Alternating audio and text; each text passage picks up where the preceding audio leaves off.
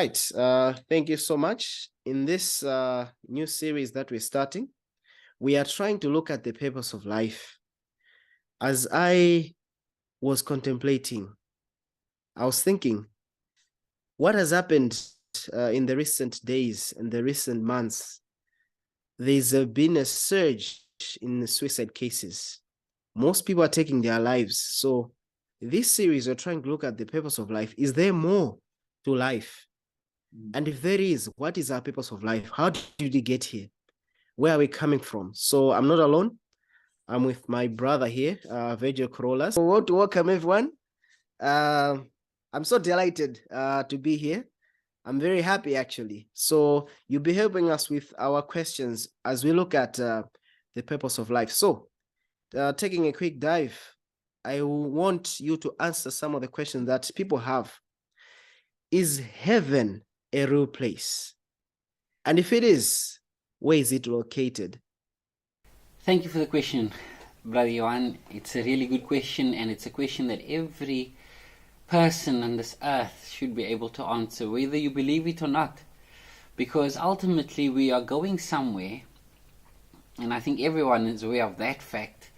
But the answer to that question is different when you ask from person to person. So I think as Christians and as people who believe in God, the answer for us should be simple. And before I actually answer the question whether or not heaven is real, I need to answer the question, is God real? Because if God in His Word is telling us about heaven, how can we be sure that He exists and that we are able to take His Word? So the Bible gives us an answer to this. I believe the biblical answer for God's existence should even be an answer to those who don't believe in God. And I'll share with you in a moment just why I put it this way. But allow me to share a few verses to prove why I believe that God exists. Now, our first verse with regard to this question is found in Romans chapter 1 and verse 20. For the invisible things of Him from the creation of the world are clearly seen, being understood by the things that are made, even His eternal power and Godhead, so that they are without excuse.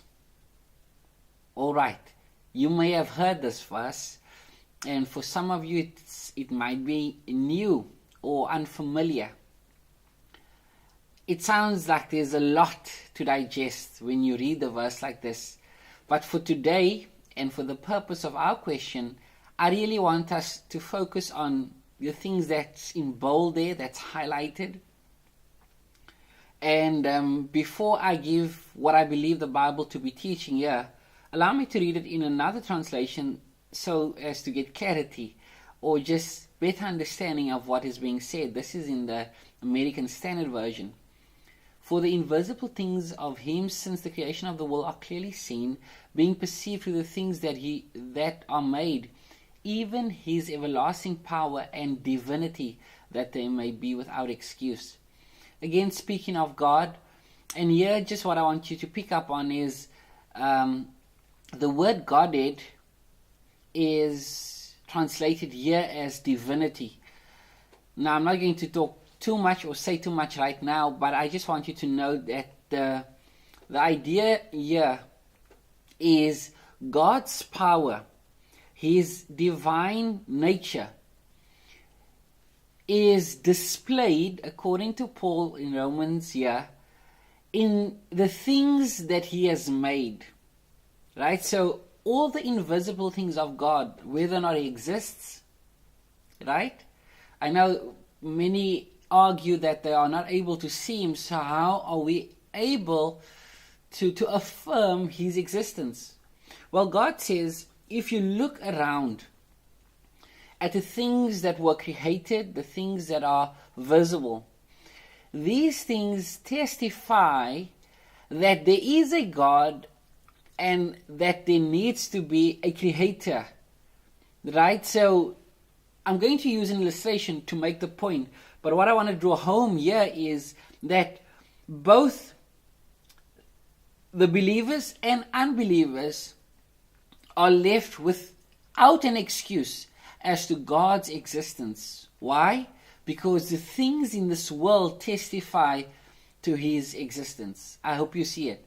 What God is saying is that even those who are self-proclaimed atheists, they too are without an excuse one day before God, because God would have given even them ample evidence of his existence. And that's without reading the Bible.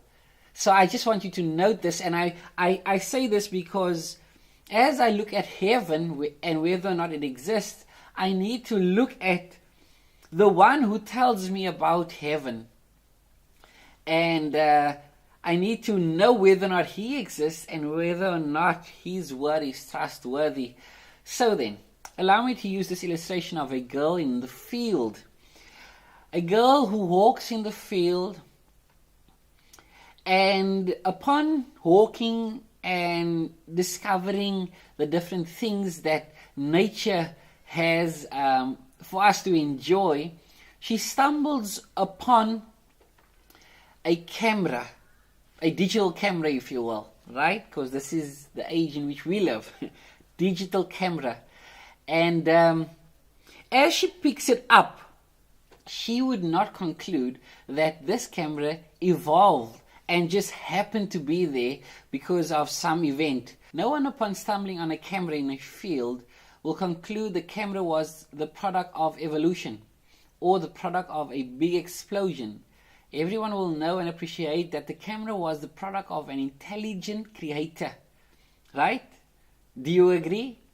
Well, it doesn't need for you to be super intelligent to know that behind this creation there must be a creator. So consider this. The human eye, right? The human eye, we are told, is far more complex than the components of a camera. And what I'm thinking is, if the camera must have a designer, a creator, then there has to be, behind the creation of the human eye, also a designer, a creator. As you consider the illustration of the girl in the field, you've got to agree, whether or not you believe in God, that camera, like I said previously, must have existed because of someone. So then, why is it difficult for you to admit and to at least be honest to say that behind the human body, and I've taken the eye because I know it's a very complex part of our body, but indeed the human mankind in itself is very complex creation. Scientists, doctors all agree. And if the human eye can be equated here to this digital camera with all the different components, then we have to admit, and we have to be glad, because we know that we have not just landed here because of evolution, and that behind our existence there is a purpose. Because we live, there needs to be a reason for our existence. In the same way as the creators of the digital camera purposed for it to be worth something, to add value to the existence of us as human beings here on earth, we as individuals were created for a purpose.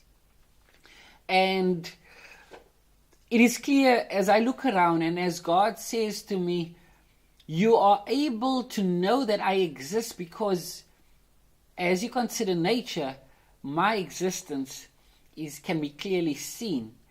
I take God at His word, and this is not blind faith, friends. This is looking at the evidence and admitting that there must be a creator. Now, David puts it this way: the heavens keep telling the wonders of God, and the skies declare what He has done. Each day informs the following day. Each night announces to the next. They don't speak a word, and there is never the sound of a voice. Yet their message reaches all the earth, and it travels around the world. In the heavens a tent is set up for the sun. This is Psalms 19 verses 1 to 4. In this verse, David tells us that the heavens keep telling. Now, we know that the heavens really is inanimate, meaning they cannot really converse or tell us anything. But David says the heavens are saying something. So the question is, if he kind of personifies the heavens, what is the heavens, what are they telling us? So they declare. Now, the word declare again speaks to the fact that they are saying something. It says each day informs the following day. What I believe David to be saying here is, when we consider the things of nature, science, for instance, science is learning new things every day of our existence.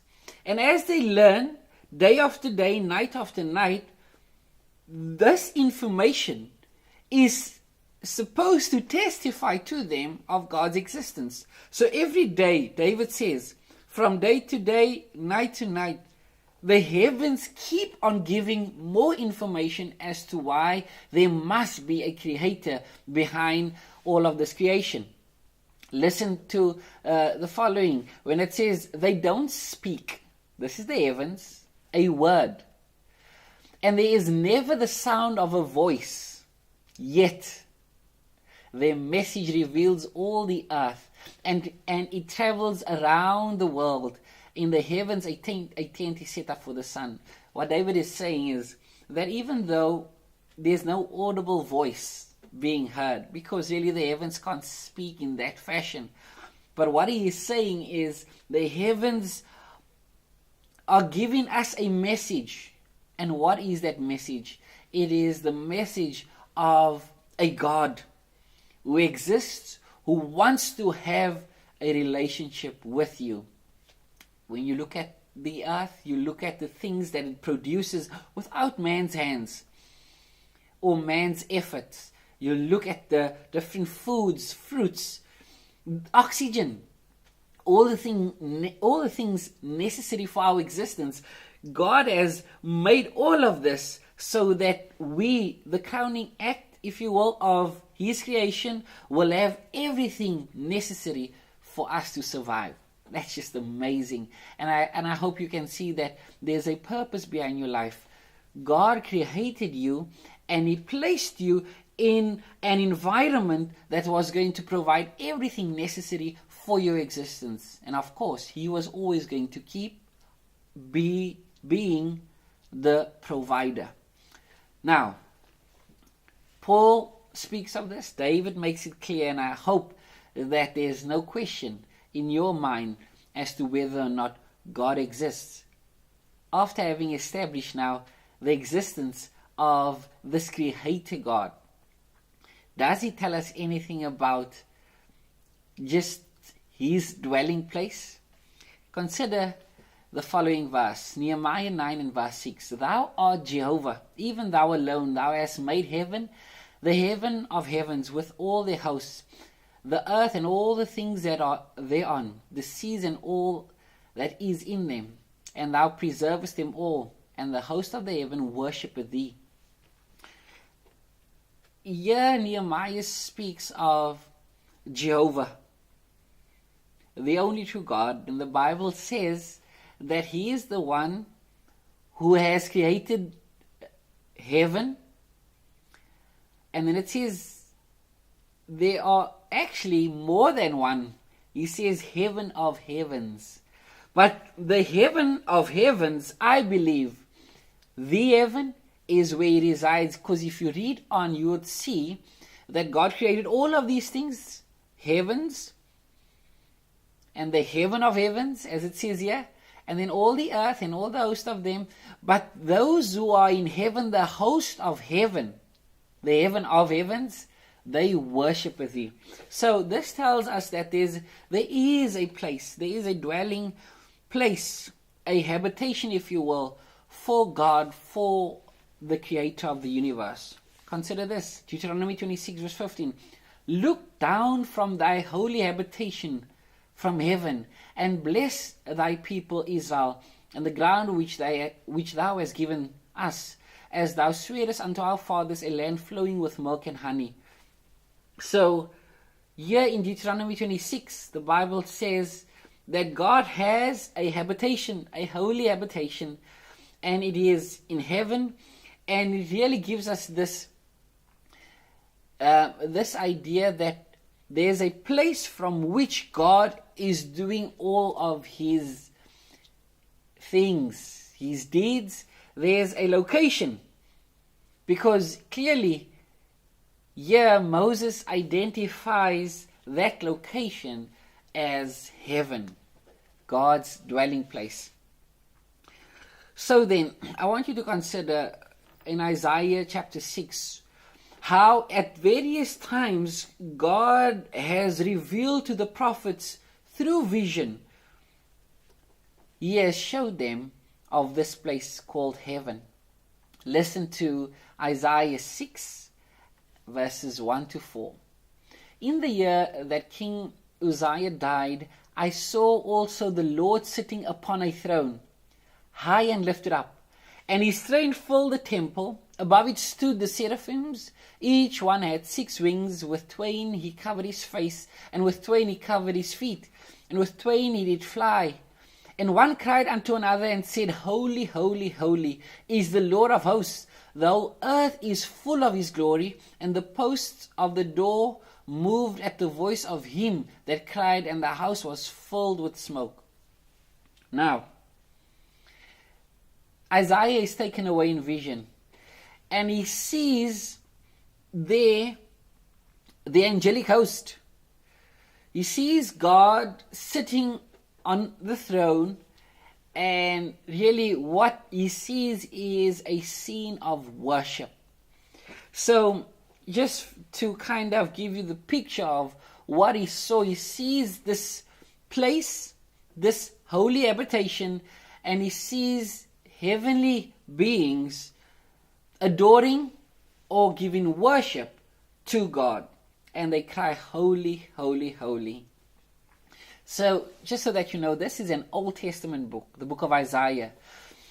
And as we move to the New Testament, we read this in Hebrews chapter 9 and verse 24. For Christ is not entered into the holy places made with hands, which are the figures of the true, but into heaven itself, now to appear in the presence of God for us. So after Christ's life here on earth, after he ascended to heaven, and we know this if we look at Acts chapter 1, where the disciples, as they see him ascend, 2 angels come and they say, Ye men of Galilee, why gaze ye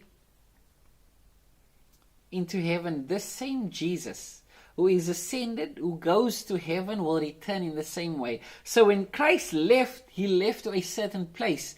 And according to Hebrews 9 verses 24, it is very clear that he ascended into heaven itself. And this is important because even right now, Christ is with his Father in a specific location now. And we know he's doing a work there. But we will look in future sessions and questions, Brother Yohane, we will look at more about the presence of God and what God is able to do. And I think of another story recorded in God's Word there in the book of Revelation now. This is the last book of the Bible where John is taken away in vision and he sees a vision of a scene in heaven again. What does he see? Immediately the Spirit took control of me, and there in heaven was a throne with someone sitting on it. The one sitting there was as beautiful as precious stones like jasper and cornelian. All around the throne was a rainbow with clear colors like an emerald. In a circle around the throne were other thrones with elders sitting on them. The elders were dressed in white and they had golden crowns on their heads. And if you go down to verses 8, 9, 10 and 11, you will see that as the angels did in Isaiah's vision, they cry here, holy, holy, holy is he who was, who is, and who is to come. So again, this scene of worship in heaven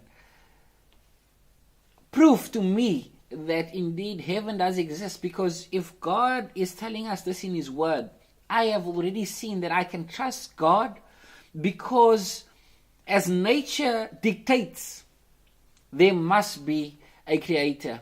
And if this creator has given us the evidence in his word as to the place or the location, as to his residence, we can take him at his word. There are many other things in God's word that I can and will in upcoming sessions, Brother Yohane, we will prove that God's word indeed is true and you can bank on it. And so God's dwelling place is in heaven, which is above. It is the heaven of heavens. And the good thing for us living here on this earth, the good news is that this world is not our home. We too have access now to become citizens of this kingdom. And while we are here, living on this world or in this world, we can know that we are here, but we are not from here. We are just passing through. This is not our final destination. And so I want to say to those who are in doubt of whether or not God exists and whether or not they can count on his promises, step out. Go out of your room, out of your house, get out of your car, pull over if you must. Consider God's creation. God will speak to you. He will tell you through the heavens that he is real and that he exists and that he wants to be your Father. He wants to be your God. He wants an intimate relationship with you. He wants you to consider all that he has given through nature to provide for you. For he says if he takes care of the birds in the field, surely he'll take care of you. And if you must look at your life from where you began to where you are now, you must admit that because you've had something to eat every day, you've had clothes to wear, it is because there is someone taking care of you through the things that he has created. May God bless you as you think on this question. Thank you, Brother Yohane, for the question, and I hope that it creates the necessary joy and the hope that God intends for us as we consider his word. Thank you so much. You have really touched on a lot of issues. I'd like to say this, a house only matters based upon those who are there. For those of us who are married, whenever you are away and you hear that there was a storm or a tornado or something, you are worried about the state of your house. But the most important thing at your heart is if your loved ones are safe. That's the most important thing. So heaven is a real place. Thanks for clarifying that. And it's a real because God is there. Jesus is there. And angels are there. The celestial beings are there. And we seek one day to join their fellowship. And today even, we can join this fellowship by asking Jesus to come into our hearts. Yes, thank you so much for that.